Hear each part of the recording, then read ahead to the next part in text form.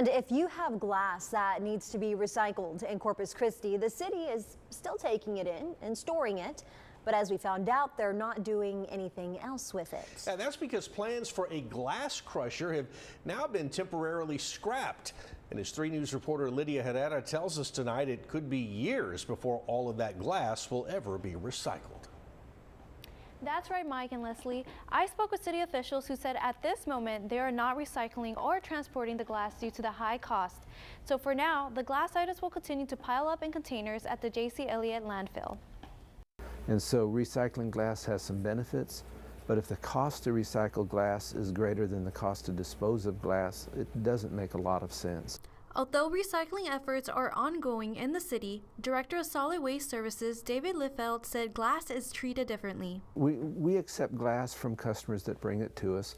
We cannot recycle it at this time. We put it in a big pile and it just sits there right now.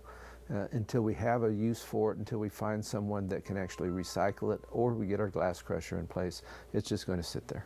It was June of last year when 3 News reported that the city had begun accepting glass at the J.C. Elliott transfer station. At the time, the city had plans to construct a new complex with a bottle crushing facility. That complex is still in works, but a bottle crushing facility may still be years down the line. So we want to be very prudent. We want to wait to buy the equipment until we're actually ready to proceed. And that's probably several years down the road. Ira Lewitz is the new owner of Girls with Glass, a local business that tries to raise awareness of recycling, especially glass in the coastal bend. Glass recycling is such, like I said, a void in the city's services that they just don't even seem to care about. Yeah, it's disheartening. City Council member Jim Klein says recycling in general is important, but the cost impacts which items the city is able to recycle. The recycling program is not perfect, and there are some inefficiencies in it as well. And it really depends on what sort of an economic market there are for those recyclable items, whether it's cardboard or paper or plastic, or in this case now glass as well.